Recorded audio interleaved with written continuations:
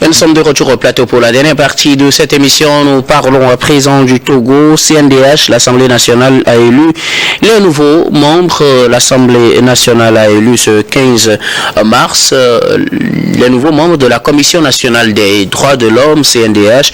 Ils sont au total 9 membres à être élus, dont 4 femmes, pour remplacer l'équipe actuelle. C'est effectivement dans la marche vers les élections de cette année. Plusieurs organisations et partis politiques ont appelé au renouvellement de certaines institutions, dont effectivement la CNDH, la Commission nationale des droits de l'homme. Les membres donc de la nouvelle équipe ont été élus ce vendredi 15 mars 2024. Il faudrait qu'après cette élection, que ces membres soient nommés par le chef de l'État avant qu'ils ne prennent fonction. Je commence par vous, Fioclou Adangoulenou. Une autre étape est abordée dans le renouvellement des institutions au Togo en allant dans le sens de l'organisation des prochaines élections. De nouveaux membres ont été élus pour le compte de la Commission nationale des droits de l'homme. Oui, l'Assemblée nationale a présidé la cérémonie de prestation de désignation des membres de la CNDH. Elle n'a pas dérobé à la coutume. C'est ainsi que le 15, 9 membres ont été élus, 2 pour les droits et justice, 1 pour la commission sciences humaines, 1 pour la commission santé, 4 pour la commission pour la défense des droits de l'homme et 1 pour la protection de l'environnement. Et cette élection se fait par appel à candidature, libre et individuelle. Et suite à cette élection, quand ils seront nommés par le président, ils auront comme nom des commissaires. Et c'est le président de la République qui les nomme par décret, conformément à la loi organique 2021 015 du 3 avril 2021 en son article 4 et la loi organique précédente 2018-006 du 20 juin 2018. Et la durée de ces membres à la Cour constitutionnelle est de 3 ans. La CNDH. De la CNDH est de 3 ans, renouvelable une fois. Et ça rentre dans les étapes de renouvellement des institutions de la République. Et ce décret de nomination se fera sur rapport du ministre chargé des relations avec le Parlement.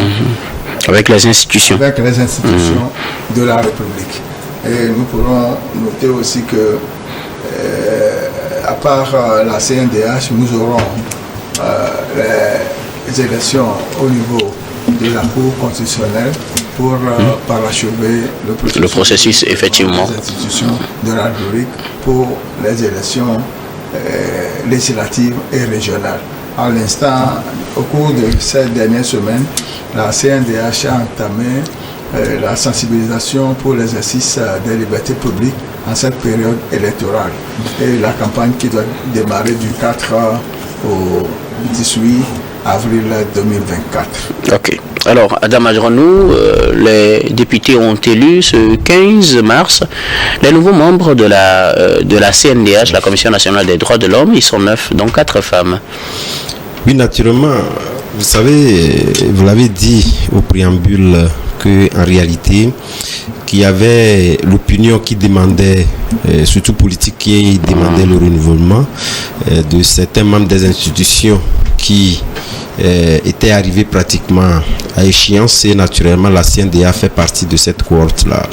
Vous savez, après le décès et les hommages rendus à Madame Polo, à qui à qui a succédé son vie, qui était le rapporteur de l'équipe, dont il faut aussi le dire, en tout cas le délai devait être échu en 2022.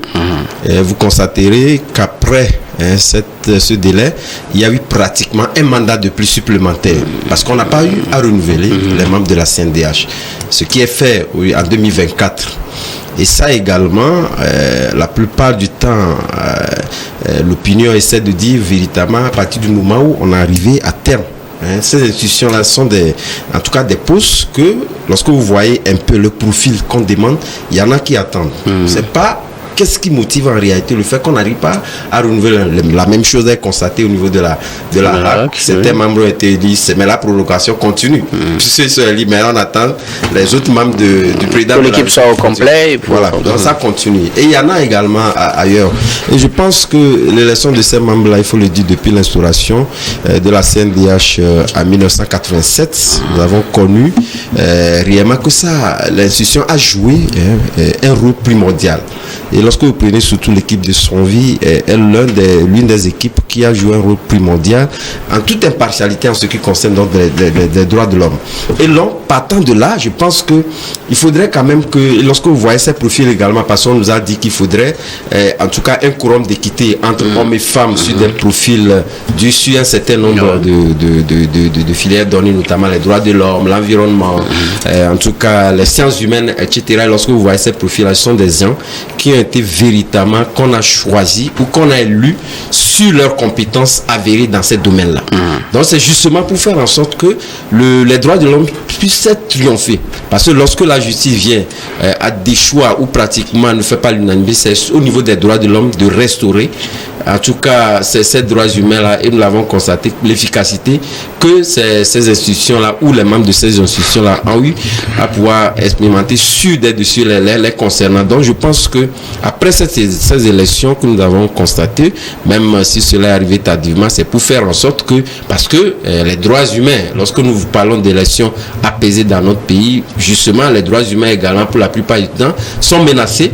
Et ce sont ces institutions-là qui sont plus ou moins sollicitées dans l'organisation de ces élections-là. Donc je me dis, voilà pourquoi ces élections ont été faites et saluées par l'opinion nationale. Alors, Gabin Adjaro, les membres de la CNDH ont été élus ce vendredi. Ils viennent remplacer l'équipe actuelle. Mais en attendant, ils doivent être d'abord nommés par le président de la République. Pour le moment, le Parlement a procédé à leur élection. Ils sont 9. Oui, ils sont 9.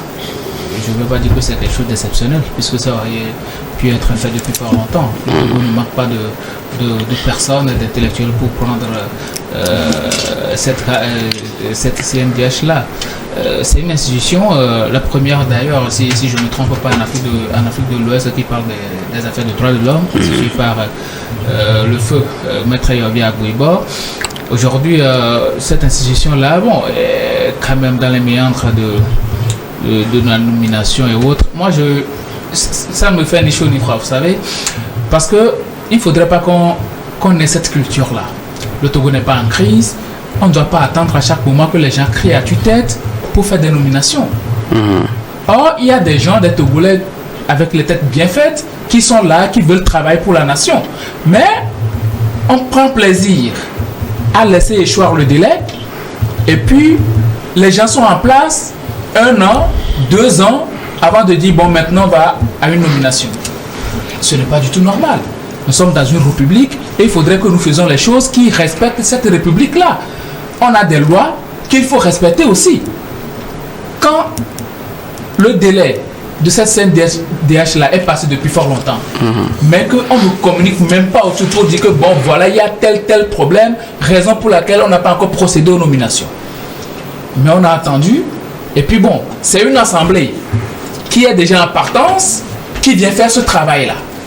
Alors que cette assemblée doit juste faire couler les affaires courantes. Moi, je ne veux pas juger de leur crédibilité, mais ce qui vient d'être fait, je ne trouve pas ça exceptionnel. Il y a encore des institutions, parce que vous savez, quand on a des élections, très prochainement, dans 1 mois, on a des élections. Ceux-là qui viennent d'être élus par l'Assemblée nationale, ils ne sont pas encore nommés par le président de la République. On va encore attendre pour qu'on les nomme. Ceux-là vont s'installer quand? Pour prendre connaissance avec les tests qui régissent ces institutions-là quand? Ce ne sont pas des novices quand même. Leurs actions quand? Voilà des questions qu'il faut se poser. Et ce n'est pas la CNDH seule qui est dans cette situation-là. La HAC même. Il y a des membres qui ont été nommés. Il manque encore des membres qui doivent être il y a des membres qui ont été élus par le Parlement. Ouais. Il manque des membres qui doivent être nommés par le chef de l'État. La Cour constitutionnelle, ils sont incomplètes. celui-là qui permettait à ce que le quorum soit atteint, lui aussi il a été délogé de là pour devenir ministre de la Justice. Il ne reste plus que 4. La Cour des comptes, son mandat est échu depuis. Est-ce qu'on a renouvelé? Donc nous sommes dans une institution où, nous sommes dans une république où on n'a pas de réel problème, on n'a pas de problème d'instabilité, on n'a pas de crise politique, mais on se permet de laisser échoir les délais des institutions avant de les rénover. Et ces institutions-là vont être rénovées à la veille des élections, pendant que les gens qui vont incarner ces institutions-là ne prendront pas réellement connaissance des textes qui régissent les institutions et ensuite faire déployer leur idéologie et leur manière de gouverner. C'est assez ubuesque de voir ce genre de choses. C'est la raison pour laquelle moi j'avais dit, si on n'est pas prêt, allons à une assise nationale, définissons les modalités et puis disons que bon voilà, pour le moment on n'est pas encore prêt, on va aller aux élections dans un an ou bien dans telle période. Mais faire les choses de manière précipitée, je pense que ce n'est pas du tout bien. On peut pousser un ouf de soulagement pour ces nominations, mais je dis, ce n'est pas du tout exceptionnel. On dit toujours le train qui arrive à l'heure, il n'y a pas de problème. Mais le train qui arrive à retard, c'est là où on peut trouver à dire. Merci beaucoup à vous qui me rappelez l'un des principes de notre métier. Mais avant de retourner la parole, Fioclou, vous allez profiter pour nous dire aussi quel est le rôle que joue une commission nationale des droits de l'homme, CNDH, dans le cadre du processus électoral. Parce que plusieurs, comme je le disais en introduction, ont appelé au renouvellement de cette commission. Elle sert à quoi? Oui, avant de revenir à ta question, je voudrais rappeler que la Commission nationale des droits de l'homme est créée le 21 octobre 1987 par Feu Général Yassine Adema et le premier président fut Maître Yovi Agboro et son vice-président fut Assouma Abdou. Et cette création avait pour objectif de protéger les droits humains, d'éviter la torture et d'éviter les traitements dégradant et inhumain. Elle a aussi pour objectif de défendre les défenseurs des droits de l'homme sur toute l'étendue du territoire.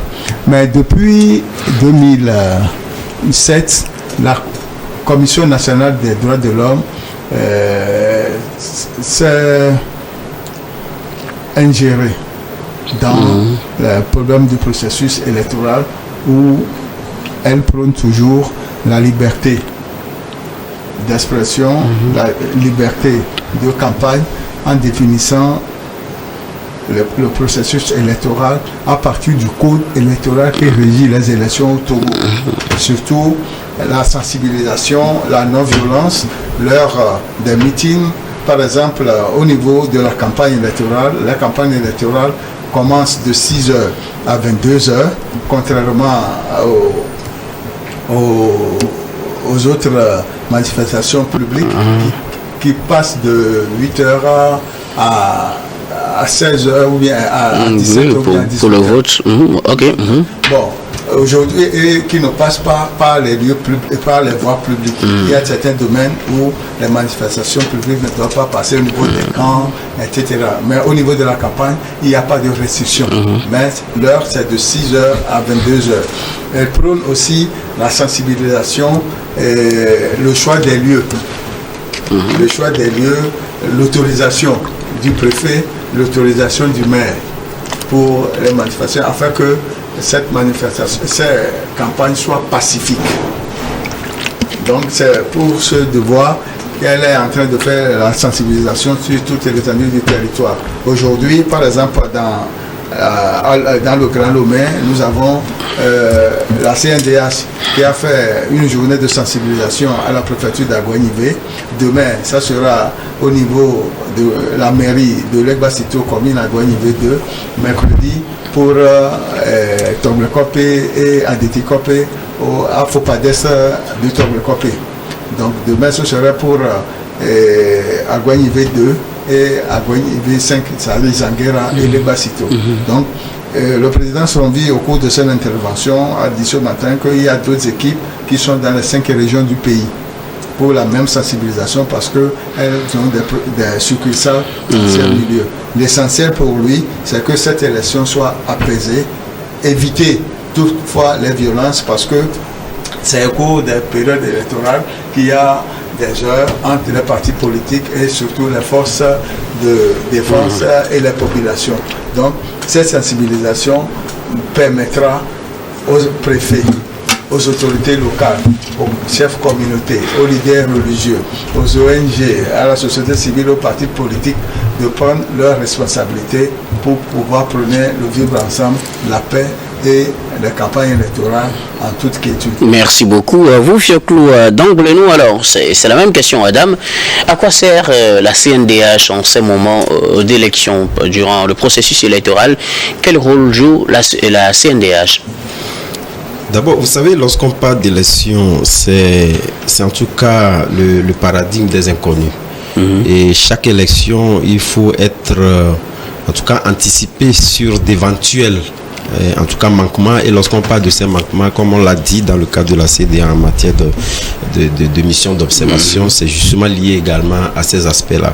Mais pour la plupart du temps, on a comme l'impression, lorsqu'on parle des droits humains, c'est souvent des violations liées entre forces de l'ordre et de sécurité et la population. Or, vous avez oublié un aspect très important, c'est entre les militants des partis politiques entre eux, surtout dans nos pays qui ont coutume d'élections entachées plus ou moins. En tout cas, lorsque vous prenez certains pays, c'est le cas. Et lorsque ces violations des droits humains sont orchestrées, pour certains, c'est le droit conventionnel qui est convoqué, parce que celui dont les droits se trouvent être lésés a le choix de pouvoir, en tout cas, aller à la justice pour que le droit soit dit, mais également la CNDH, d'une manière ou d'une autre, peut être aussi saisie sur ces cas de violation des droits humains et en toute impartialité, puisque c'est réellement donc ce qu'on demande à la CNDH, en toute impartialité, qu'on puisse véritablement intervenir plus ou moins. C'est tout comme si c'est une sorte de justice transitionnelle, pour ne pas le citer, et arriver à émettre en tout cas des recommandations vis-à-vis du gouvernement pour améliorer l'environnement politique à l'avenir. Mais ce qui est évident, et aussi il faut le faire remarquer, comme Fioclou le disait tantôt, je pense que lorsque nous avons aujourd'hui évoqué le cas que après ces élections, que ces membres-là soient nommés par décret du chef de l'État, je doute très fort que cette nomination puisse advenir avant l'organisation de ces élections-là. Dans la mesure où les membres qui sont aujourd'hui présents ont déjà commencé un travail lié donc à ces élections-là. C'est dans ce cadre-là que la commission de suivi a commencé cette sensibilisation-là. Vous convenez avec moi que les nouveaux membres, les mettre en place, prendre le pouls et de pouvoir donc dérouler, ce sont des programmes et des projets qui sont mis en bas pour faire en sorte que nous puissions avoir des élections assez apaisées. Ici, telles que nous arrivons donc à l'extrême à avoir de ces violations-là, puisse avoir la CNDH qui puisse intervenir, faire des recommandations pour que demain ces aspects-là puissent être corrigés ou à mettre en place des mécanismes pour anticiper, pour ne pas avoir des élections violentes que nous ne souhaiterons pas dans nos pays. Donc je pense que la CNDH est un acteur primordial dans l'organisation de ces élections-là liées à ces aspects des droits humains qui sont pour la plupart du temps violés lorsque nous sommes sur le théâtre électoral. Merci beaucoup à vous, Adam. Alors, Gabin Adjaro, pourquoi attend-on la CNDH plutôt? Pourquoi certains partis ont demandé, certains acteurs de la société civile ont demandé à ce que cette commission, les membres de cette commission soient vite renouvelés pour le processus électoral? Quel rôle va jouer la CNDH? Oui, la CNDH est une institution très importante dans le déroulement, surtout dans le processus électoral dans notre pays. Les élections en elles-mêmes constituent un droit. Et tout droit qui serait violé lors de ce processus électoral-là doit être mis en exergue par la CNDH. Il faut le dire que bon, moi j'ai été choqué que la CNDH n'ait pas pu dire un certain nombre de choses par rapport au recensement électoral, quand certains n'ont pas pu se faire recenser, quand il y a eu du dysfonctionnement et tout. Moi j'attendais la CNDH à intervenir parce que il y a des gens qui étaient là mais qui n'ont pas pu s'inscrire, alors que la Constitution dit qu'à 18 ans, tu dois te faire recenser, tu as le droit de te faire recenser et personne ne peut te dénier ce droit-là. C'est un droit inaliénable. Alors on peut dire que dans ce contexte, la CENI a violé les droits de certains Togolais qui n'ont pas pu se faire recenser. Parce que c'est un droit, tout le monde doit se faire recenser, surtout quand tu as l'âge électoral, tu as le droit de te faire recenser. Mais aujourd'hui, ça n'a pas été fait. La CNDH est cette institution-là qui intervient en matière de droits de l'homme avant, pendant et après les élections. Alors là, moi, je ne l'ai pas senti avant ces élections-là, notamment pendant les périodes de recensement. Aujourd'hui, quand cette CNDH a vu de nouveaux membres nominés et élus et qui vont être nominés par le chef de l'État, je veux bien croire que cette institution aura les coudées franches pour pouvoir travailler pendant les périodes de vote, pendant cette période électorale là, et après, et surtout donner les bons rapports de ce qui s'est passé sur le terrain. Aujourd'hui, on peut dire qu'on a des acquis. Quant aux forces de l'ordre, aux FOSEL qui sont souvent déployés, ce sont des gens qui sont formés quant à la gestion des manifestations et autres. Donc on a beaucoup plus constaté lors des élections que les troubles qu'il y a eu dans les centres de vote et autres ne viennent pas entre les forces de l'ordre et les populations, mais la plupart du temps entre les populations elles-mêmes. Donc aujourd'hui, de ce côté-là, on peut dire qu'on a ce acquis. Maintenant, au niveau de la CNDH elle-même, elle doit former beaucoup plus et les acteurs et ensuite les populations. Mais aujourd'hui, c'est pourquoi je dis toujours qu'on fait les choses à la va-vite. Il fallait se lever tôt pour informer la population. C'est vrai, il y a un déploiement sur les médias et autres, mais ce n'est pas tout le monde qui écoute les radios, ce n'est pas tout le monde qui suit la télé. Il faut accentuer la communication et surtout aller vers les populations, leur parler compte tenu des élections, ce qui va se passer, et ainsi de suite. Prenez vos gardes, respectez telle chose, prenez la mesure de la situation et surtout informer cette population-là disant que voilà, les premiers responsables de violence, c'est vous. S'il y a quelque chose qui intervient, c'est vous. Mais ceux-là qui doivent sécuriser aussi ces élections-là, c'est vous. Donc je pense que dans ce cadre précis de ces élections, la CNDH a un rôle grandiose à jouer, mais vu la manière dont on s'est pris depuis le début, à savoir lors du recensement, je vais encore leur accorder le bénéfice du doute, mais je ne leur donne pas 100% de confiance pour la suite du processus électoral. Merci beaucoup à vous, Gabin. Quelque chose à ajouter rapidement, Chaklou? Oui, le président Sombi, président de la CNDH, a donné certaines précisions aujourd'hui en affirmant que pour les manifestations publiques, ça relève de la compétence du préfet et du ministre de l'administration territoriale, mais pour la campagne électorale, ça relève des maires et des préfets. Et en plus, il a dit que depuis l'implication de la CNDH dans le processus électoral en 2007, des résultats probants ont été obtenus. Et en cas de problème de contestation de l'autorisation du préfet ou du maire, pour les élections régionales, les partis politiques ou bien les indépendants peuvent écrire à la chambre administrative de la Cour suprême, et pour les députés, ils peuvent saisir la chambre administrative de la Cour constitutionnelle. C'est-à-dire qu'avec ces éclaircissements, un débat a eu lieu et le résultat, c'est que la Cour et la Commission nationale des droits de l'homme du Togo a effectivement joué son rôle depuis sa création, et M. Sombi a dit qu'elle porte toutes les déliances nécessaires en faveur de la population auprès du gouvernement, parce que tout est lié, c'est une institution de la République. Merci beaucoup. À vous, il faudrait quand même le préciser. Si je m'en tiens au développement d'Adjaro, il faudrait savoir que dans les attributs de la CNDH, il a des méthodes de fonctionnement. La CNDH ne se substitue pas en juge pour indexer tel ou tel X. Et véritablement pour donner ses appréciations sur des violations des droits de l'homme, ce sont des rapports qu'il essaie de faire à l'intention du gouvernement, au gouvernement de prendre des dispositions pour éviter une non-répétition de ces actions-là. Merci beaucoup. À vous, nous venons à la fin donc de cette émission. Nous allons faire notre dernier tour de table pour mot de fin sur un sujet de votre choix. On va y aller très rapidement parce que le temps est contre nous. Je commence par vous, Adam. Non, bon, moi, mon sujet de fin, je voulais en fait lancer cet appel-là ou féliciter la diaspora canadienne qui a eu à marquer une situation malheureuse qui est advenue à l'un des Togolais, une famille amie qui est mort en plein vol lorsqu'il se rendait au Canada. Au Canada, il ne va pas préciser la ville, qui est mort en plein vol à 2 heures de l'atterrissage. Et la diaspora canadienne s'est véritablement mobilisée pour porter main forte et pour rapatrier donc le corps de ce praticien hospitalier qui en tout cas faisait en tout cas cette première rêve qui venait d'être concrétisé, mais malheureusement qui n'a pas atteint ses objectifs et est mort à 2 heures de l'atterrissage au Canada. Donc félicitations à cette diaspora qui nous écoute, qui essaie d'exprimer cette solidarité envers tout ce qui arrive au Canada. Donc un coucou spécial à eux qui nous écoutent. Merci beaucoup à vous, Adam Adronou. Vous êtes journaliste, directeur de publication du journal Vision d'Afrique. Merci beaucoup d'avoir répondu à notre invitation. C'est un plaisir. Gabin Adjaro, vos mots de fin. J'ai 2 mots de fin, je vais en parler rapidement. Oui.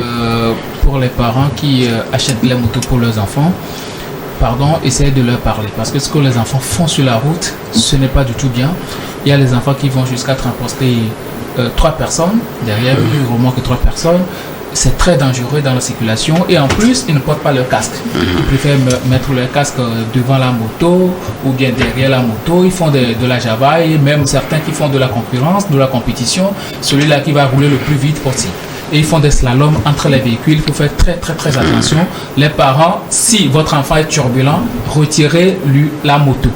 S'il est calme, essayez de lui parler. Et il est très important, c'est de faire passer le permis aux enfants afin qu'ils prennent connaissance du code de la route. Et ensuite, j'aimerais dire aux Togolais qu'ils peuvent porter plainte contre la sûreté, mais aussi demander réparation à la sûreté quand ils se sentent victimes des assistements de ce service-là. Parce qu'il y a des montants, il y a des fonds qui ont été alloués à ce genre de choses. Quand tu te sens victime, quand tes appareils sont grillés ou bien quand ce que tu as acheté, tu as mis dans le frigo par les assistements de la sûreté, ça a dégivré, tu peux, avec le reçu, porter plainte au niveau du service contentieux et puis on va te rembourser. Merci beaucoup à vous, Gabin Adjaro. Vous êtes juriste et également directeur des cabinets Jurist Consulting. Merci beaucoup d'avoir répondu à notre invitation. Merci, docteur. Cher Claude Anglenou, nous allons terminer avec vos mots de fin. Oui, tout simplement, je voudrais dire à mon co-débatteur Gabin Adjaro que la nomination au niveau de la Cour constitutionnelle, la Cour des comptes et la HAC, ça peut se faire en 24 heures. Donc, je lui demande de ne pas s'inquiéter, que le chef de l'État sait ce c'est le moment opportun où il peut nommer ces gens-là. Merci beaucoup à vous, Claude Anglenou. Vous êtes également journaliste, directeur de publication du journal L'Enquêteur. Merci beaucoup d'avoir répondu à notre invitation. C'est moi qui vous remercie. Nous disons merci également à toutes les équipes techniques et rédactionnelles qui nous ont aidés à préparer et à présenter cette émission. Merci beaucoup à Rebecca Vessou et Stéphane Kouanou à la caméra, à Yves Maugnon Adjor à la réalisation et puis à Gaston Fanou à la diffusion. Merci également à vous, très chers téléspectateurs, de nous avoir suivis. C'est la fin de ce numéro de Regard Croisé.